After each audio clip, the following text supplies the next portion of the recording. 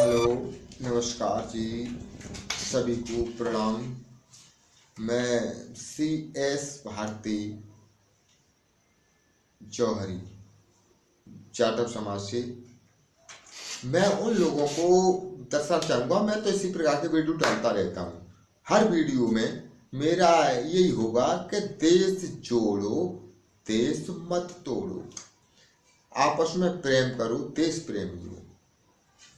तो मैं ऐसे वीडियो अपलोड करता हूँ। मैंने बहुत ढेर सारे वीडियो डाले हैं जो रामायण का विरोध करते हैं, राम का विरोध करते हैं, उसके ऊपर भी मैंने वीडियो डाला है। दूसरा और वीडियो मैंने ऐसे ही डाले हैं। आज मैं अब मैं आपके सामने ये वीडियो डाल रहा हूँ कि अधिकतर इस भारत देश में विघ्न फैला रहे हैं बुद्ध कथावाचक एवं अम्बेडकर कथावाचक। अब ठीक है, बहुत अच्छी बात है। बाबा साहब ने संविधान लिखा, बाबा साहब ने संविधान में किसी जाति धर्म पक्षपात नहीं किया था।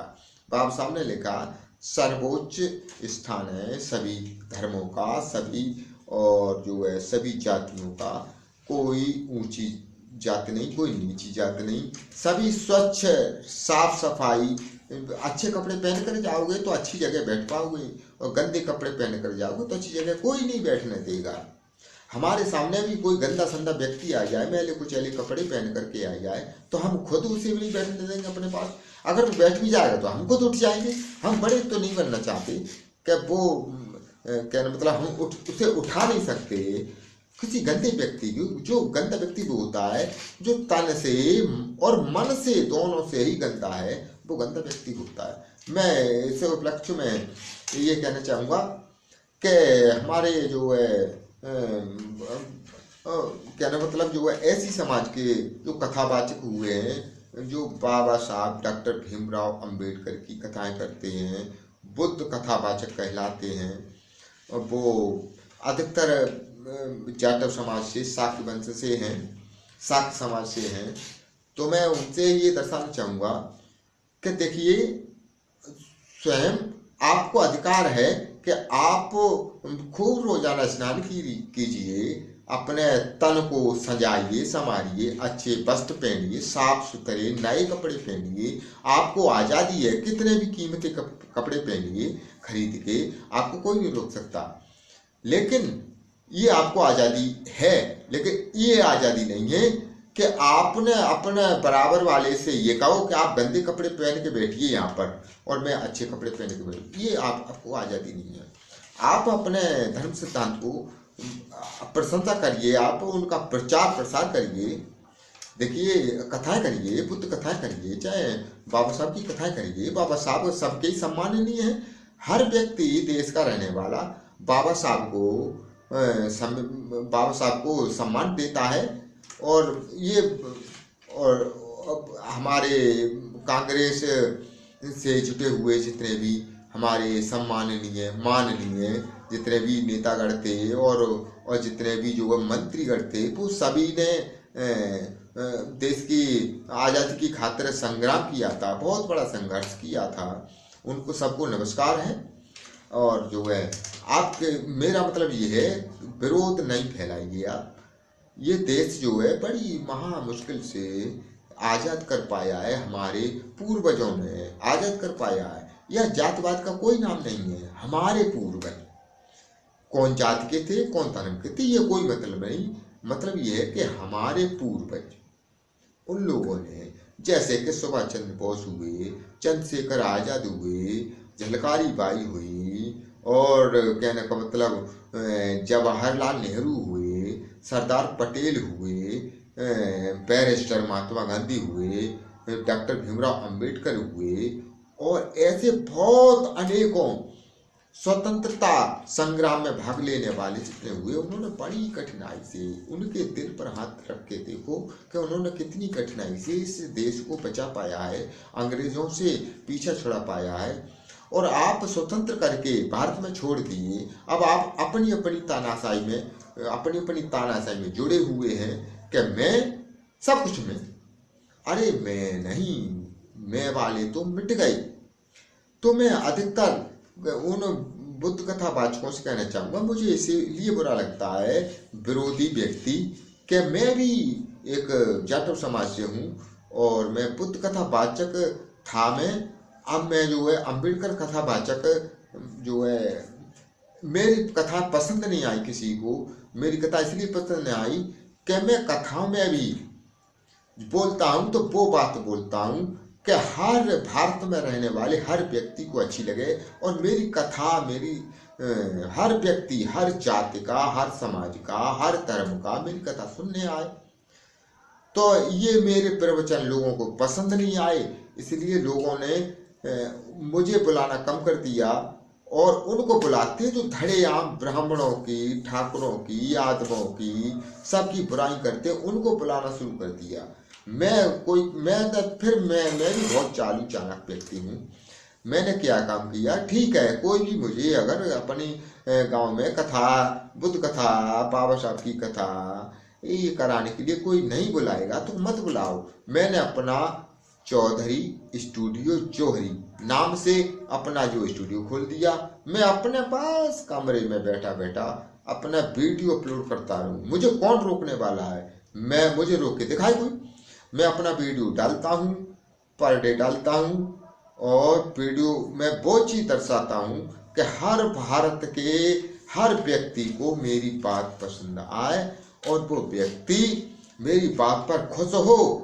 और खुश होगा अगर व्यक्ति होगा, मनुष्य होगा, पशु नहीं होगा, मनुष्य होगा, तो मेरी बात को पसंद करेगा, और भारत में भेड़ चाल दूर करके, भ्रष्टाचार दूर करके शिष्टाचार लाएगा, और भारतवासियों में कोई जात भेद न रख करके सबको भाई समझेगा। भाईचारा, भाई भाई को क्या चाहिए, चारा है कि भाई भाई से सम्मान करे। तो मेरा सिद्धांत, मेरी बात चल रही थी यहाँ पर कि श्री कृष्ण यानी श्री कृष्ण के ऊपर भागवत लिखी गई है, तो भागवत का विरोध करते हैं हमारे बुद्ध कथा वाचक भागवत का विरोध करते हैं, श्री कृष्ण का विरोध करते हैं, लेकिन अपने मन मस्तिष्क में ये सोच के नहीं देखते कि इसमें है क्या, वो चीज है, उस सिद्धांत पर चले हम। गंदा चश्मा लगा लिया, सब कुछ गंदा दिखाई देता है। अरे इस चश्मे के शीशों को किसी रूमाल से साफ कर लो ताकि साफ। अब रूमाल कौन है, हम जैसे लोग रूमाल हैं। हमसे संपर्क करें, हम उनका गंदा शीशा साफ करेंगे ताकि उन्हें साफ, सब कुछ साफ दिखाई दे, सुंदर दिखाई दे, सब कुछ बढ़िया दिखाई दे। बुरा खोजने हम चले, बुरा मिला ना कोई, और जब घट खोजा अपना, अब से बुरा ना कोई। इस सिद्धांत पर चलना चाहिए, पहले अपने को समझना चाहिए। श्री कृष्ण जी का विरोध करते हैं, कहते हैं श्री कृष्ण छन्ना टाप के थे, श्री कृष्ण बालों को छलते थे, श्री कृष्ण नग्न नहाती हुई लड़कियों को देखते थे छुप छुप करके। देखिए, इसी बात पर मैं एक सवाल कहूँगा आपसे। जितने भी जो मेरे वीडियो को देखने वाले दर्शक हैं, श्रोता हैं, वो इस बात को लीजिए, किसी बुद्ध कथावाचक, अम्बेडकर कथावाचक, ये लोग अहंकार बस ये वाणी निकालते हैं कि कृष्ण कोई भगवान नहीं थे। चलो भगवान नहीं थे, कि कृष्ण कोई भगवान नहीं थे, और वो गलत दृष्टि के व्यक्ति थे। एक बार तालाब में कोई नहा रही थी लड़कियां, उन्होंने वस्त्र अपने पेड़ पर टांग दिए थे, वो वस्त्र उतार के और चले गए, क्योंकि उन्हें आनंद आता था, वो देखते रहे नग्न अवस्था में। ऐसा नहीं था। देखिए, पहले तो अपने दिमाग को दौड़ाइए। देखो, हर मनुष्य में बहुत बड़ा दिमाग होता है, हर व्यक्ति के अंदर दिमाग बहुत बड़ा होता है। अब दिमाग का प्रयोग किस प्रकार किया जाए वो आपके हाथ की बात है। गलत कार्यों में, गलत सोच में, गलत बातों में प्रयोग कर रहे हो तो दिमाग उस तरीके से काम करेगा, और अच्छी बात, अच्छी सोच में प्रयोग कर रहे हो तो दिमाग उस तरीके से बात करेगा। अब इसमें क्या हुआ कि लोग कहते हैं कि कृष्ण जी कपड़े उतार के बच गए। उसमें मैं बताऊंगा इसके पीछे गहराई क्या है। जो व्यक्ति उड़ती चिड़िया को नहीं पहचान पाया वो व्यक्ति नहीं। अब इसके पीछे गहराई की जांच करना आपके हाथ बात है। आप काय के बुद्ध कथावाचक हो, काय के अम्बेडकर कथावाचक हो। बाबा साहब ने कोई पक्षपात नहीं किया था संविधान लिखते समय। वो पक्षपात लिखते तो पिछली बात है उखाड़ते, अपनी सोचते, कि हमारे साथ सब लोगों ने दुराचार किया था तो हम दुराचार लिख दें? नहीं, उन्होंने ही नहीं, क्योंकि उन्हें मालूम था जब तक सूरज चांद रहेगा तब तक हमारे देश की सरकार को संविधान की आवश्यकता पड़ेगी। तो क्यों ना हमें ऐसा संविधान लिखा है जो कभी फेल ना हो। तो कृष्ण जी ने देखा अपने क्षेत्र की बात, उनके क्षेत्र की बात है कि कुछ बालाएं कहते अविवाहित लड़कियों को, कुछ बालाएं तालाब में नहाने जाती थी पर डे। तो वो अपने पूरे कपड़े उतार करके, यानी नग्न अवस्था में पूरे कपड़े उतार करके उस तालाब के किनारे कोई छोटा मोटा पेड़ होगा, झाड़ी होगी, जमीन पर इसलिए रखे कि गद्दे हो सकते हैं मिट्टी में, उस झाड़ी पे या पेड़ पर टांग दिए। तो नग्न अवस्था में स्नान तालाब में कर रही थी। कृष्ण जी ने कई दिन देखा, बहुत दिन देखा। उन्होंने कहा कि ये कहने से नहीं समझेगी बात को, इनको सबक सिखाना चाहिए।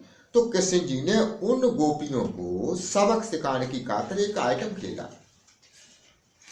यहाँ पर गलत दृष्टि की कोई बात नहीं थी कृष्ण जी के अंदर। उन्होंने एक आइटम खेला, जैसे कि ईंट के जवाब किसी को पत्थर से दिया जाए तब वो उसके होश ठिकाने आते हैं। तो उन्होंने एक सिद्धांत करके देखा, तो देखा एक दिन उन्होंने कहा आज सबक सिखा के रहूंगा। तो रोजाना वो आती थी तो वो आज भी आएंगी। तो वहां पर एक वृक्ष पर 7-5 जो लड़कियां एक वृक्ष पर कपड़े सब टांग कर बिल्कुल नितंग नग्न अवस्था में जाकर के तालाब में कूद पड़ी और स्नान करने लगी। वो स्नान करते करते अपने होश हवास में मौज मस्ती में खो गई, उन्हें नहीं कुछ पता क्या हो रहा है। श्री कृष्ण जी आते हैं और उन वृक्षों से कपड़े उतार करके चले जाते हैं। आएंगे तो वो आएंगे, लेकिन उन्हें कुछ यानी सबक सिखाएंगे। जब गोपियां नहा करके आती वहां कपड़े नहीं मिलते हैं। इधर कंस का शासन था, उधर कंस का शासन था। कंस इन बातों का निपुण था। तो जब वो आती है वहां वस्त्र नहीं मिलते हैं। तो कृष्ण जी जब वहां पर ही फिर आते हैं तो वो कहते हैं कि देखिए, मुंह फेर के कहते हैं कि देखिए कपड़े आपके मौजूद हैं, सब बातें हैं, लेकिन आपको ये सब सिखाया, आपको तहजीब होना चाहिए। आप माता पिता का नाम डुबो रही हैं, निर्लज बेशर्म हो लड़कियों, तो ये शर्म होना चाहिए कि इतना बिल्कुल नितंग होकर के तालाब में नहा रही हैं, वो भी कपड़े दूर रखे हैं। अगर कोई मेरी जगह कोई और कपड़े ले जाए तो आप घर तक कैसे पहुंचोगे? सवाल यहाँ पर है कि मैंने तो कपड़े ले जा करके वापस इसलिए रखे, तो मैं सबक सिखाया है। अगर इन कपड़ों को मेरी जगह कंस का कोई पार्टनर उठा ले जाता और कभी भी नहीं देता ला करके, तो अपने घर तक कैसे पहुंचती? नंगी जाना चाहिए था आपको। तो आपकी इज्जत कितने कीमती हो जाएगी। तो मैं आपको ये बहुत, देखो वीडियो बड़ा बन जाएगा, ढेर सारी बातें करने से कौन है। मैं पॉइंट बता रहा हूँ। जो विरोध करते हैं श्री कृष्ण भगवान का विरोध करते हैं, श्री कृष्ण जी का विरोध करके और श्री कृष्ण जी की लिखी हुई भागवत का विरोध करते हैं, उनको मैं दर्शाना चाहूंगा। वहां पर सबक सिखाया है। ये पॉइंट नंबर 1 हुआ। ऐसे पॉइंट बहुत हैं जहां पर कृष्ण की कोई गड़बड़ी नहीं है। उनको तो टारगेट बनाते हैं विरोधी। देखिए मैंने पहले कह दिया था, बुरा व्यक्ति वही होता है जो बुरा सोचता है। नीचा व्यक्ति वही होता है जो नीचा सोचता है। और भला व्यक्ति वो होता है जो भला सोचता है, और ऊंचा व्यक्ति वही होता है जो ऊंचा सोचता है। तो इसलिए मैंने आपको दर्शाया भागवत, और भागवत लिखी ही जिनके ऊपर कृष्ण जी की, उनके ऊपर ये वीडियो दर्शाया था। ऐसे में हजारों प्रमाण दे दूंगा जिनमें कृष्ण की कोई गलती नहीं है। उन्होंने सबक सिखाने के लिए वो ऐसा दर्शाया था, ऐसे कार्यक्रम किए थे। तो मैं आभारी हूँ। मेरे वीडियो को देखें, और मेरे वीडियो को अच्छा लगे तो लाइक करें, सब्सक्राइब करें, ना अच्छा लगे तो डिसलाइक करें। कोई बात नहीं, ऐसी कोई बात नहीं। मैं तो अपनी वाणी का प्रचार प्रसार कर रहा हूँ। मुझे इनकम से कोई लेना देना नहीं है। तो अगर मेरी वीडियो पसंद आए तो मैं ऐसे वीडियो अपलोड करता रहता हूँ, इसी प्रकार के वीडियो अपलोड करता हूँ। अगला वीडियो आपको मिलेगा कि देवी देवताओं के विरोध में बोलने वाले सावधान। अगला वीडियो मेरा ये होगा। अगर वीडियो में मेरी वाणी में कोई गलती हो तो कमेंट में बताएं। मैं उनको ऐसी कोई भारतवर्ष की संसारिक बात नहीं है जिसका मैं जवाब न दे सकूं। सारे जवाब मेरे पास अवेलेबल है, मैं सबका जवाब दूंगा। चाहे तो रामायण बोलने वाला व्यक्ति हो और कहने मतलब कथावाचक हो, बुद्ध कथावाचक हो, अंबेडकर कथावाचक हो, गीता कथावाचक हो, वेदांत की कथावाचक हो, ब्राह्मण हो, क्षत्रिय हो, वैश्य हो और जाटव समाज से हो, एससी वर्ग से हो, ओबीसी वर्ग से हो, मतलब बैकवर्ड से हो, चाहे हाई वर्ड से हो, कोई भी हो, किसी के पास कोई प्रश्न उठे तो मुझे कमेंट में करें, तो मैं उसी कमेंट के अनुसार मैं अगला वीडियो उनको दूंगा। धन्यवाद सबको। नमस्कार। मैं जाटव समाज हूँ। बाबा साहब को मैं खुद मानता हूँ, बाबा साहब को मैं मानता हूँ। बाबा साहब मेरे पूजनीय हैं, क्योंकि मैं जाटव समाज से हूँ और जाट समाज से कोई मतलब नहीं है। जो भारत में जिसने भारत को जगाने की, भारत को स्वतंत्र करने में मदद की है, उन सब का मैं आभारी हूँ। सबको नमस्कार करता हूँ। जय भीम। सबको प्रणाम, सबको नमस्कार जी।